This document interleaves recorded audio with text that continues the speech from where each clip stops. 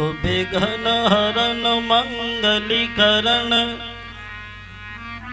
श्री गणपति महाराज मैं प्रथम मना हूँ आपको सुपूरन कीजिए काज। काम पिछारी कीजिए और पहले लीजिए नाम, बगरी प्रभु के नाम के सो बने न कोई काम। उपस्थित सभी श्रोता बंधु माधव यदुवंशी स्टूडियो के सौजन्य से ये महाभारत का पवित्र आख्यान आप तक पहुंचा रहे हैं भीष्म बलिदान के बारे में, भीष्म प्रतिज्ञा के बारे में।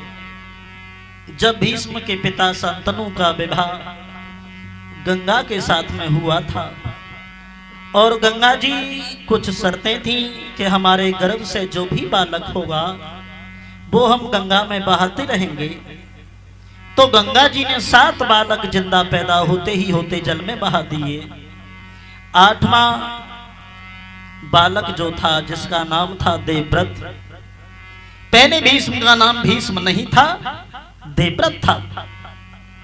तो क्षमा करें 8वां जो लड़का था वो देवव्रत को शांतनु को देकर गंगा वहां से चले गए।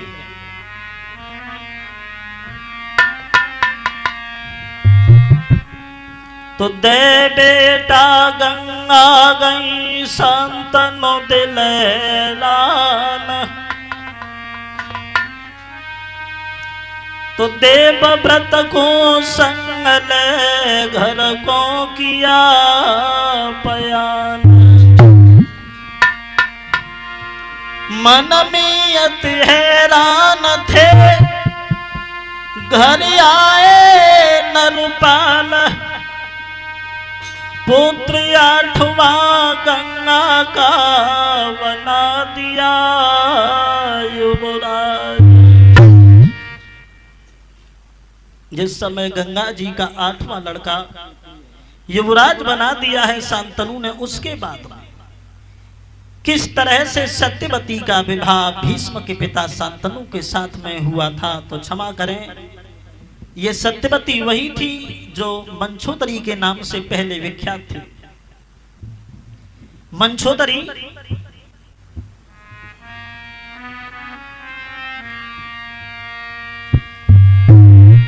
ये पाराशर की लड़की थी और पाराशर और मंछोदरी के ही माध्यम से कुआरे पर जो लड़का पैदा हुआ था मंछोदरी के व्यास जिसका नाम पड़ा था।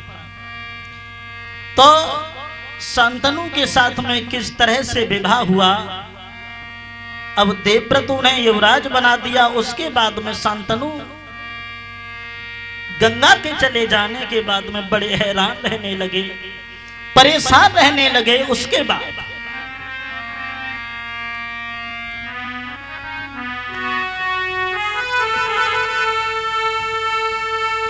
तो बरस बीत गए 4,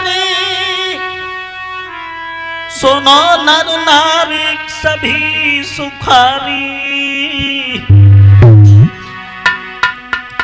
और देवव्रत की राजनीति कहला गए सबको प्यारी।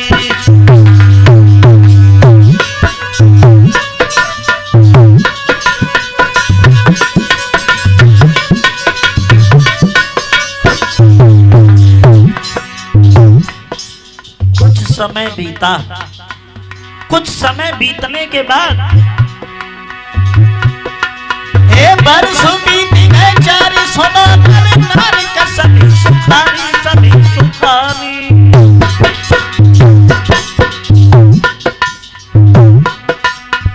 देवव्रत की राजनीति कहला गए सबको प्यारी।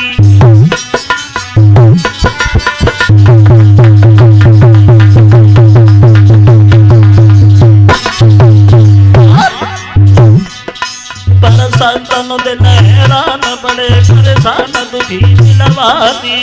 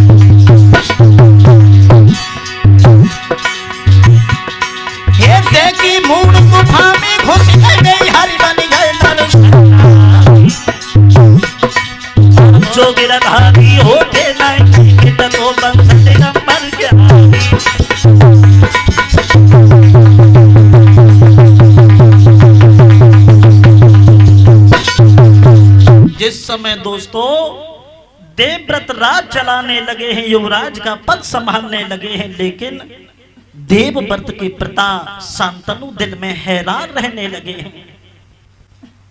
गंगा जी की याद करके परेशान है, भोजन तक नहीं अच्छा लगता। धीरे धीरे समय बीतने लगा। एक दिन शांतनु ले घोड़ा एक दिन चले तो मन में अधिक अधीरी, धनुष बाण कर में लिए एक गए नदिया के तीर।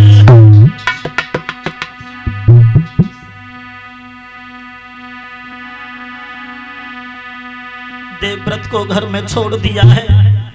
एक दिन शांतनु गंगा के जो पति थे हाथ में धनुष बाण लेकर के एक नदी के किनारे पहुंचे, और नदी के किनारे पहुंचने के बाद में उन्होंने क्या देखा कि वहां देखी सुंदर नारी है जाती, लागे सूरत प्यारी है।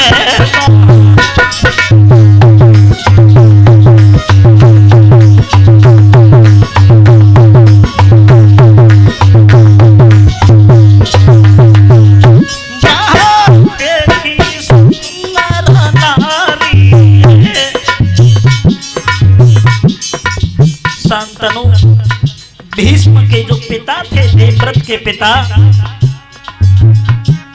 जब एक दिन नदी के किनारे पहुंचे,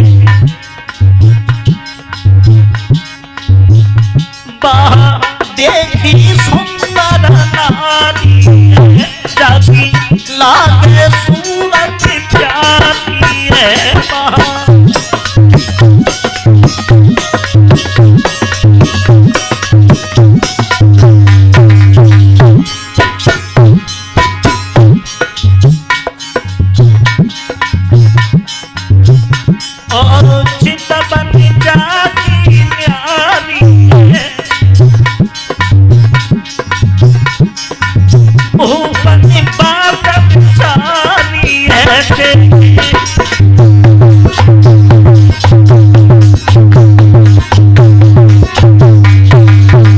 गंगा के पति ने यानी शांतनु ने जिस समय नदी के किनारे पर एक बहुत सुंदर लड़की देखी, उस लड़की की ओर निहार करके शांतनु हृदय में ऐसी भावना बनी है दोस्तों, उस लड़की को देख करके शांतनु के हाथ से धनुष बाण खिसक गया, आंखें चकोर बन गईं, उसके चेहरा की ओर टकटकी मार के निहारने लगे। ऐसा ही नहीं,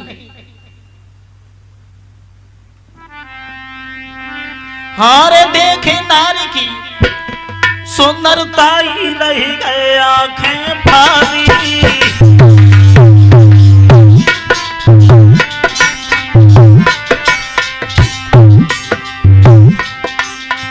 कैसी थी वो लड़की जो शांतनु ने अपनी आंखों से निहारी,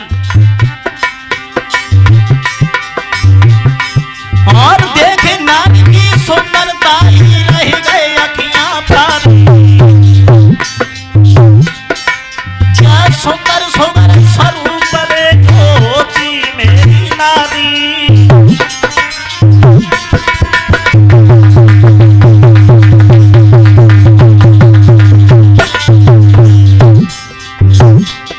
वो लड़की, आहा लड़की क्या थी।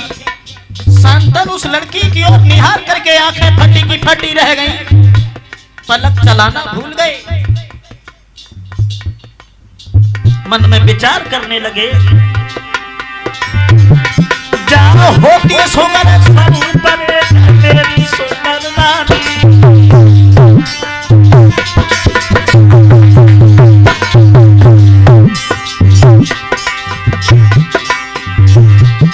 महाराज रह गए अपनी आंखें खोल, पागल से हुई गए नारी पे बोले